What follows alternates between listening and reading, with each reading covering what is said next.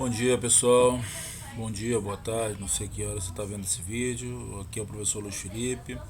Lamentavelmente não tivemos aula ontem por conta do problema de luz, né, e de falta de água.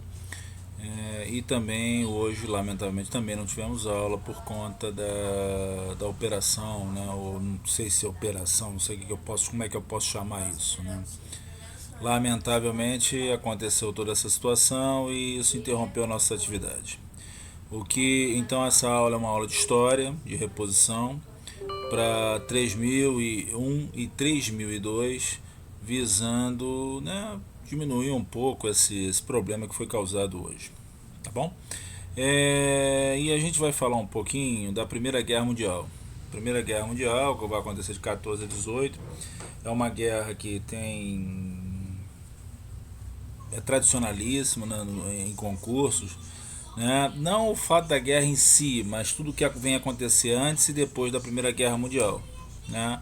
Que causa forte problema com relação a isso, né? E são várias as teorias que tentam explicar a Primeira Guerra Mundial, né? Mas a teoria e vamos começar pela teoria mais clássica, né? Porque geralmente o que acontece? Geralmente o que se tem é uma tentativa. O que se pede mais em qualquer concurso é o antes e o depois da Primeira Guerra Mundial. A Primeira Guerra Mundial em si tem sua importância, mas não é tão buscada nos concursos. Bom, a Primeira Guerra Mundial ela tem vários fatores que a iniciam, né? O fator clássico seria o fator do imperialismo, né? Marx não, os teóricos marxistas muito exploraram isso, né? Onde você tinha forças imperiais, né, forças da Europa, que tentavam partilhar a África na tentativa de você assegurar mercado não só de matéria-prima como de mercado consumidor, né? Aqui nós estamos vendo um mapa da África, onde vemos aqui algumas áreas de colônias europeias, né? O que destaca-se bem é a França, né? A França Ocidental, que até hoje mantém bases em alguns países aí da África, foram expulsos inclusive recentemente do Níger, né? Nós vemos também uma grande presença dos ingleses, e vemos também, e por incrível que pareça, vemos pelo menos um país independente, um não, dois na verdade, que é a Abissínia, seria a Etiópia, que seria um império milenar, com o rei Salazar I, onde vai nascer a cultura Rastafari, e a Libéria, que foi criado pelos Estados Unidos. Eles foram lá, pegaram um pedaço da África e criaram um país, tá? Para tentar pegar esses descendentes de africanos que foram para os Estados Unidos e mandar de volta para a África, uma tentativa de branqueamento. Também temos o imperialismo na Ásia, que é um pouco diferente, porque na Ásia os países têm uma certa autonomia, então não são tão dependentes, não são tão colônias como seriam na África, né? Então você tem alguns países ali que têm uma certa autonomia, né? E aí os conflitos então são muito mais candentes, muito mais fortes. Temos também a presença da França, a presença da Inglaterra e a presença de outros países, como você pode ver no mapa aí, que eu vou mandar depois pelo Zap também. Bom, quais são os fatores que levam à Primeira Guerra Mundial, né? São, primeiramente, né, os fatores mais, né, comuns, que é a ganância e a ambição pelo poder, né? Os países buscam se tornar mais poderosos, mais fortes uns dos outros, né? E o que provoca o desequilíbrio de poder, né? E a balança do poder que tem na Europa.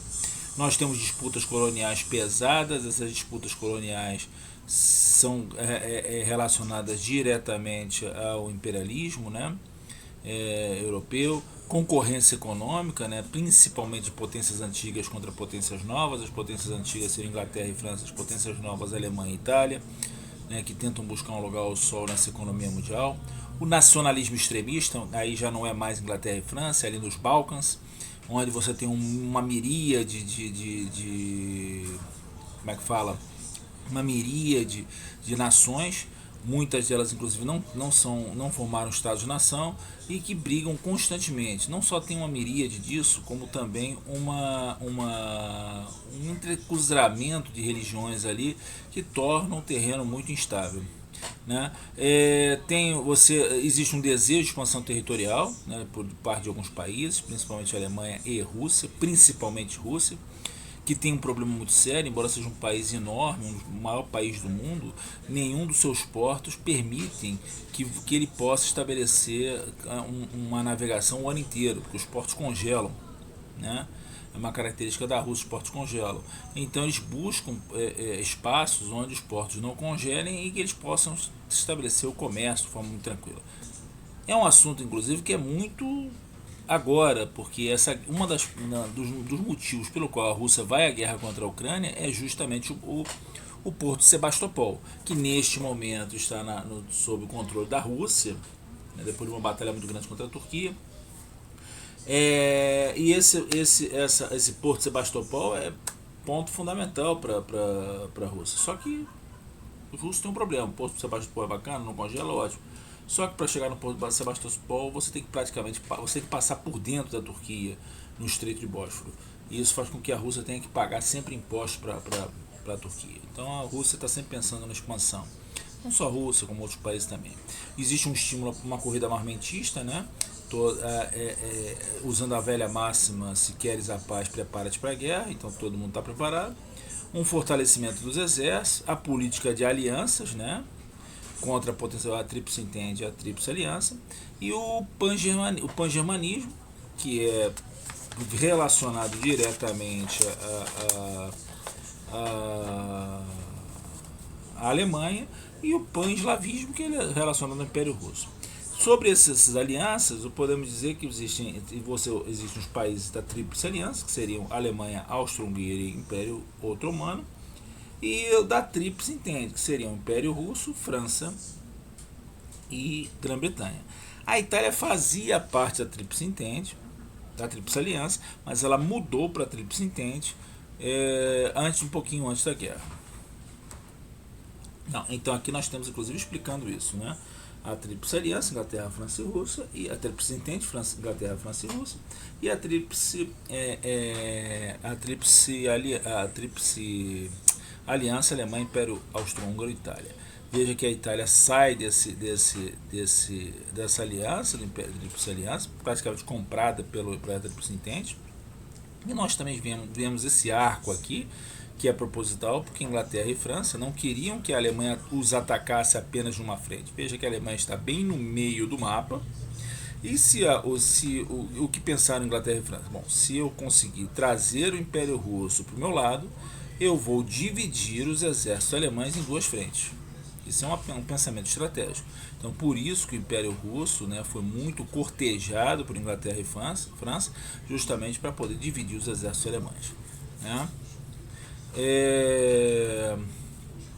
Aqui também estamos vendo aqui essa Europa pré-guerra, 1914, com o Império Austro-Húngaro, o Império Germânico, né, a Bulgária, etc. E nós vemos como ficou depois, né, depois de 1919, onde as potências centrais, que faziam parte da Tríplice Aliança, foram praticamente dizimados. Né? O Império Austro-Húngaro deixou de existir, o Império Otomano também, e a Alemanha perdeu boa parte do seu território.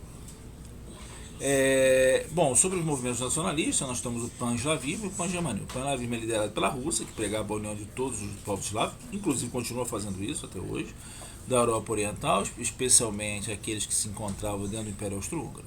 Já o pan-germanismo é liderado pela Alemanha, que prega uma completa anexação de todos os povos germânicos da Europa Central. Os alemães não têm um atrevimento de continuar pensando assim, mas que, né, para ser alemão você não precisa nascer na Alemanha. Para ser alemão você só precisa ter pai e mãe alemão. Né? Então é o nacionalismo de sangue, não o nacionalismo do local onde você nasce. Então os alemães ainda têm essa ideia na cabeça. Né? O estopim da Primeira Guerra Mundial, né, não é a causa, mas a situação já estava há muito tempo, isso é o que vai acabar causando. É o do arquiduque Ferdinando, que vai fazer uma visita a Sarajevo. Sarajevo estava sob domínio do Império Austro-Húngaro já tinha muito tempo, dia 28 de junho, e ele foi comemorar lá, né, essa ocupação. Do outro lado, nós tínhamos Gravilo Príncipe. Gravilo Príncipe era um soldado que atirava mal pra caramba, né? Não conseguiu nem passar no exército, e aí foi para a Sérvia para conseguir o que ele queria, né? Ele tinha uma ideia de cometer um atentado contra o Francisco Ferdinando, que ele sabia que estava indo para lá. Os sérvios nem queriam se meter nisso, né? Mas como o cara não sabia atirar, não tinha a menor possibilidade, ninguém achava que ele ia conseguir alguma coisa, o que aconteceu foi justamente, deixa o cara aí, que o máximo que vai acontecer é ele tomar um tiro. Só que um cara que nunca atirou, você vê como é que são as coincidências da guerra, um cara que nunca atirou acaba acertando um ou dois tiros no imperador, no herdeiro do Francisco Ferdinando, e mata, atira na cabeça e mata o cara. E isso acaba causando a ira do imperador austro-húngaro, que declara a guerra à Sérvia, a Sérvia se protege na Rússia, assim por diante. E as políticas de aliança secreta que haviam por toda a Europa são ativadas e a Primeira Guerra tem início. Já no campo da guerra mesmo, o Brasil, aliás, foi o único país que entrou nessa Primeira Guerra Mundial. Nós temos essas frentes de batalha, né? Ela vai ser lutada muito aqui na frente oriental, né? Mas também na frente ocidental a Alemanha não vai conseguir entrar muito para dentro da França, vai ser diferente da Primeira Guerra, da Segunda Guerra Mundial, né? Nós vamos ter uma forte movimentação aqui também nos Balcãs, né? Com uma perda considerável tanto do Império Austro-Húngaro quanto do Império Otomano. O Império Alemão poderia ter resistido um pouco mais, mas chega um momento que eles, vendo que a Alemanha pode sofrer o mesmo destino que o Império Austro-Húngaro, acabam desistindo e se rendendo. A primeira fase da guerra, a guerra tem três fases. A primeira fase de intensa movimentação de tropas, né? O que parecia indicar que a guerra ia ser rápida, né? Mas acabou que não rolou. As tropas alemãs elas avançam sobre o território francês, né, da Batalha de Marne, e ali estabelece-se o equilíbrio. Já na segunda fase, uma guerra de trincheira, um período extremamente desgastante, onde praticamente as fronteiras da guerra não mudam de lugar, o que faz com que torne ali um campo de matança nunca antes vista, né, na história da Europa. Na terceira fase, 17 e 18, já é a entrada dos Estados Unidos na guerra, que vai ser o grande vencedor dessa guerra, afinal os outros países saem absolutamente destruídos, né? Os americanos conseguem afundar uma grande quantidade de submarinos na marinha alemã, né? E aconteceu uma situação muito interessante. Os Estados Unidos entram na guerra em 17, 6 do 4 a 17, a Rússia sai da guerra em 3 de 3 de 18, já que a Rússia vai enfrentar lá a sua revolução. Aliás, tem uma história interessante, porque Lenin estava preso na Alemanha, estava preso na Suíça, mas a partir de uma política alemã ali de tentar soltá-lo, né, eles soltam o Lenin, né, e com uma promessa: o seu Lenin, a gente solta você vai lá na Rússia lá e acaba com a guerra. E Lenin foi exatamente isso que ele fez. Lenin foi para a Rússia, houve a revolução, ele assumiu o poder e tirou a Rússia da guerra, né? Aqui nós vemos algumas fotos das trincheiras, eram um território extremamente ruim, né, para se viver, né? Você pode imaginar, né? Passavam dias ali úmido, fora todo o gás mostarda, etc, uma série de problemas aí. Aqui tem a estrutura de uma trincheira, né? Como é que era, você vê que a dificuldade de você perpassar esse território, o que faz com que na Segunda Guerra Mundial os exércitos desenvolvam muito a questão do tanque, né, para evitar essa situação. Aqui nós vemos aqui um tanque britânico tentando avançar sobre uma trincheira, né, um dos primeiros tanques do mundo, esqueci o nome dele, perdão. E aqui o relato de um soldado: estamos tão exaustos que, dormindo mesmo sob intenso barulho, a melhor coisa que poderia acontecer seria os ingleses avançarem e nos fazerem prisioneiros. Ninguém se importa conosco, não somos revezados, os aviões lançam projéteis sobre nós, ninguém mais consegue compensar. As rações estão esgotadas, pão, conserva, biscoitos, tudo terminou. Não há uma única gota de água, é o próprio inferno. Né? Bom, as consequências da Primeira Guerra Mundial, como eu falei, essa parte é mais, né, um pouco vista, né? Temos o Tratado de Versalhes, que ocorre em 19, um conjunto de sanções e punições contra a Alemanha. Estados Unidos e Japão saem fortalecidos, porque os dois praticamente não são atingidos pela guerra, embora participem. A crise europeia se estabelece, muda o eixo da economia que estava na Europa para o Atlântico. Ocorre o desequilíbrio social, aumento de pressão da pressão proletária, milhões de pessoas também estavam desempregadas, pessoas mutiladas, pessoas que não tinham mais nem como trabalhar por causa de questões de doença de guerra. Aproximadamente 10 milhões de mortes e 30 milhões de mutilados e feridos. O que fazer com esse pessoal todo, né, que ficou ferido e mutilado? Ocorrer o surgimento de novos países, isso é importante porque isso aparece muitos, em muitos concursos, né? Áustria, Hungria, Polônia, Iugoslávia, Tchecoslováquia, Letônia, Lituânia, Estônia e Finlândia. Ocorreu o ingresso da mulher no mercado de trabalho, muitos homens que estavam no mercado de trabalho acabaram migrando para o exército e esse espaço foi ocupado pela mulher. Mulher que não quis depois voltar não quis voltar né, para os afazeres domésticos, claro. Houve a criação da Liga das Nações e inovações tecnológicas e bélicas também. Aqui nós temos alguns artigos do Tratado de Versalhes, como eu falei, eu vou deixar esse slide para vocês darem uma olhada. Após a Primeira Guerra Mundial, aqui o mapa ganha essa configuração, então todos esses países que estão em amarelo aí são países novos, né? Como vocês estão vendo aí. Novas tecnologias bélicas, o avião e o canhão, né, que foram grandes novidades dessa Primeira Guerra Mundial, que foi largamente usada na Segunda Guerra. O navio e o tanque também, esse navio no caso é muito diferente, que é um encouraçado, protegido com pesadíssimas chapas de aço que impediam que ele causava uma dificuldade de afundá-lo. O tanque, que é uma invenção inglesa. O submarino foi dessa época também, né, foi largamente utilizado também na Primeira Guerra Mundial. Metralhadora, tanque, veículo de comunicação, veículo de transporte, veículo de carga. Em 28 de abril de 1919 foi criada com o objetivo de gerir como mediadora dos conflitos internacionais a Liga das Nações. Era formada de 32 membros, os Estados Unidos nunca se incorporou à Liga, o que já enfraqueceu de cara, né? Países como a Alemanha, a Rússia e a Turquia se retiraram da Liga em 1934, retiraram da Liga, também que enfraquecia mais ainda, eram países centrais e acabaram se retirando da Liga. E a Liga foi extinta em 20 de abril de 1940 sem conseguir fazer rigorosamente nada. Foi uma tentativa absolutamente fracassada.